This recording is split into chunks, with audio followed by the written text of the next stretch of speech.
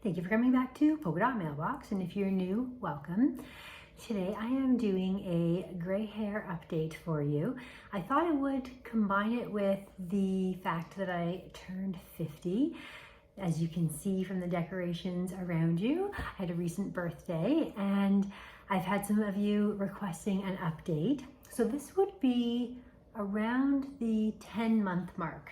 So if you look at the color of my hair, you'll be able to see the very distinct line of growth that we have here. So I thought I would take this opportunity to share my thoughts on both turning 50 and some interesting responses I've had to my hair.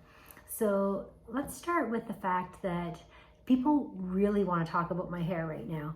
It was interesting when I first stopped coloring my hair, I really wanted to talk about it because it seemed very obvious to me, the tiny little bit of growth that you could see coming in. And I felt like the need to let people know, like, this is intentional, I'm choosing this, and to give them a space to talk about it if they felt like, what's happening with your hair, sort of a thing. Now I'm so used to it, I don't even give it a second thought. And now the reverse has happened. Other people are really interested in talking about my hair, and half the time I forget that it's even a different color. But some of the responses that I've had, I'd say a majority of the responses I've had have been positive. And in fact, it's only just been this last week that I've had some what would be considered negative comments, but they weren't presented in a negative way, so it didn't really have like an unhappy sort of vibe to it. A lot of people are coming up to me, just strangers off the street, in the grocery store, at the doctor's office, in the gym, whatever. They just come up to me and they say, I love your hair. Sometimes they just leave it as simple as that, which is interesting because then I'm left with not knowing how to respond. It's not been an unusual comment for me in my life for people to come and say, I love your hair. And in the past, it's been because it's thick and it's curly if I've done it up, or it's long and shiny, and it's been something that people have remarked upon. So now when someone comes and says, I love your hair, I'm assuming they're referring to the fact that I'm obviously letting my hair grow out.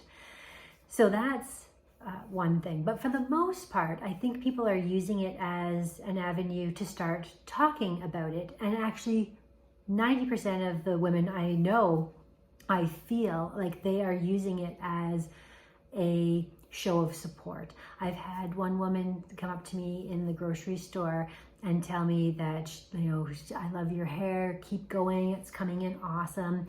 And she said, I let mine go about, I don't know, it was like years ago, like 10 years ago. And I said, well, thank you for being a pioneer for us.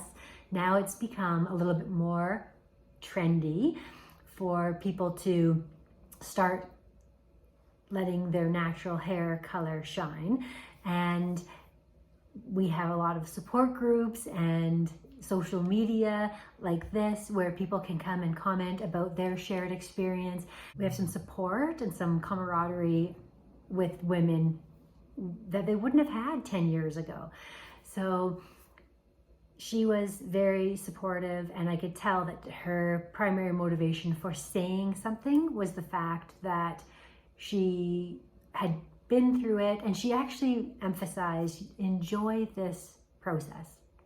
So that's something that gave me pause, thinking, okay, like, it is sort of nice to still have some brown hair. And a lot of the time, if I put my hair with my sunglasses pulled up, you can't really see a lot of the gray. You could still primarily see the brown. So that's one thing.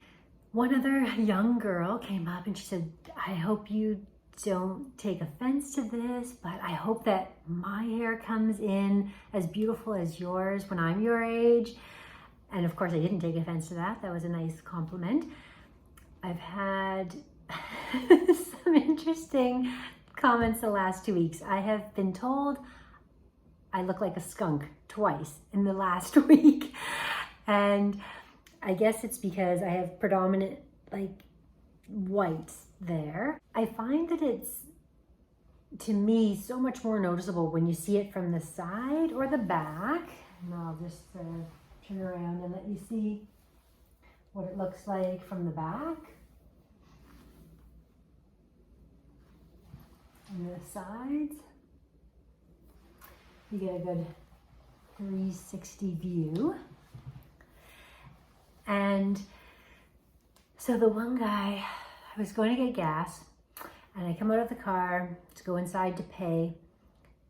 And the guy says, "You remind me of someone. I've seen someone with that hair before." So I'm curious. I don't really know where he's going with this. And then he says, "But on a rodent, you know, like a skunk." Anyway, he was not saying it with malice. He actually, I think, was so amused at his presumably clever, witty comment. He thought he was just so smart for having made this connection. Like, this is a new concept that nobody has ever pointed out before. And he was so enthusiastic, and he was saying it in a very positive, friendly, cheerful way. He was all smiles.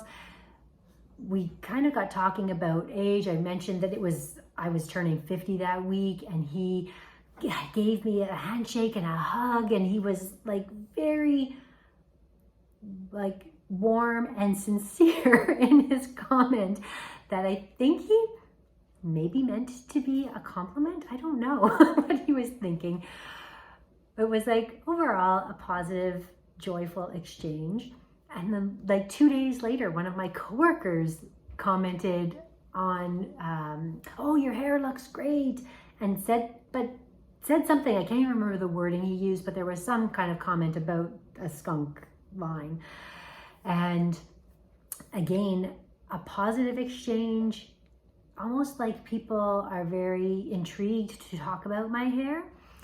I've seen some outright negative feedback that people have got from maybe friends or family or strangers that are definitely hurtful comments. I wasn't hurt by any of the comments that have been made to me, but if I was approached by someone who said something that was clearly just rude, and a lot of women in the forum have given examples of what people have approached them saying, like you are too pretty to let your hair go, or let yourself go, or any of that kind of stuff. And I would come back with, and I've been giving a lot of thought, because if someone had come to me and said something negative, what will my response be? And I will just simply say, I'm embracing my age. I don't think it's anything that I need to hide. It's a privilege that's denied to many, and I'm just grateful to be able to be the age that I am, and there's no negativity in hiding that or feeling the need to cover that up. So it's easy when someone attacks you with a negative comment to snap back with some sort of equally malicious or hurtful or rude statement. But instead of saying anything back to someone, if they approach me with a negative comment, I'll just come back with a concept of trying to maybe change their mindset, which is the whole point of this silver revolution in my mind, is that why do we need to, if we don't want to, subject ourselves to these toxic chemicals that are found in hair dyes that are actually risking our health just to keep up with society's expectations of how we should look?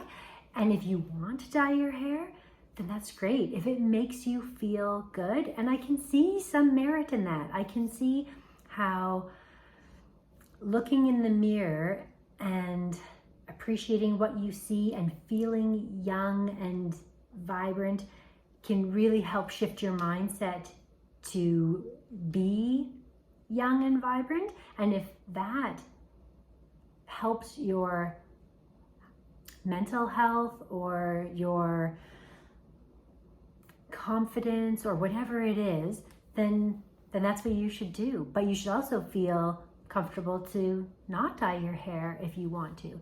So that's part of my motivation with sticking with letting this hair grow into its natural state. And that's what I'm doing right now. Maybe in years from now, I'll be looking for a change and want to add some color to it. But it should always be our choice. It's my thought.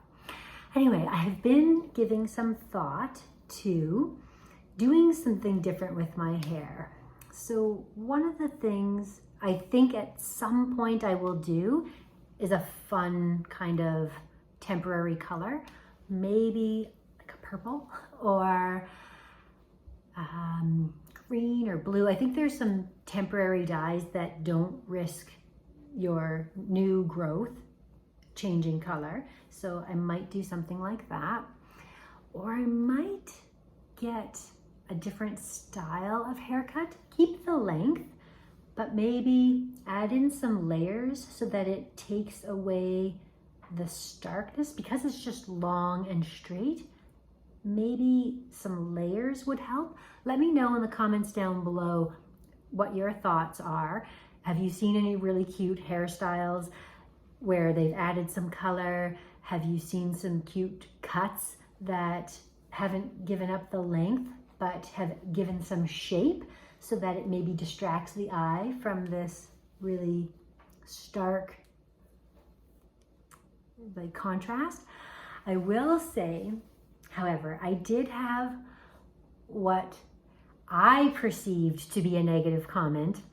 This might not have been the case at all, but my perception was, I was walking my daughter to school, first day of school, all the teachers were out, and I had just clipped my hair up. So I had done this, and I clipped it up, and as you can see, when my hair is up, you mainly just see the gray. Anyway, so my hair was like this, and I was walking my daughter to school. I got chatting with some of the teachers.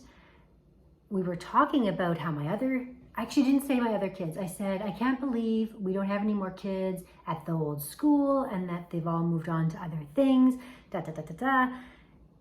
And I mentioned the names, and at that time, the teacher's response to me was, oh, are you the mother? And at the time, when I was walking them, I thought, who else would I be? I'm talking about my kids. But thinking back in the conversation, I didn't say they were my kids. I was talking about not having any kids at that school and that the siblings went to this school. And I realized he was asking if I was the grandmother. I think that's how I perceived it. And I was like, wow. And then when I went home, I saw how much of my gray was showing. And I thought, oh my goodness, I was, I think, just mistaken for a grandmother. But it's been this last like 2 weeks that I've had a lot of chatter about my hair.